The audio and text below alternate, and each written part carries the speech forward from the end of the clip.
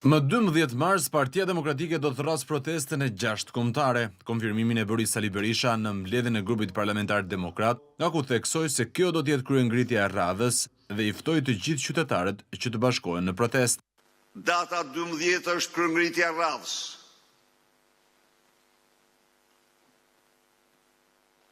Ftoj qytetarë shqiptar në të 4 anë të Shqipërisë të bashkohemi kundër kreut të kësaj organizate kriminale.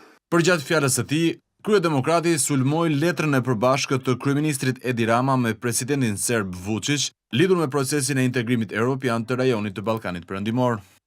Gjatë këtyre muajve Bashkimi Evropian ka patur, siç e keni ndjek,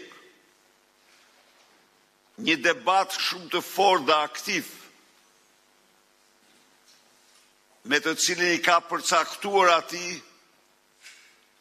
të gjitha qëndrimet, mospajtimet e Bashkimit Evropian me Beogradin e Vučićit.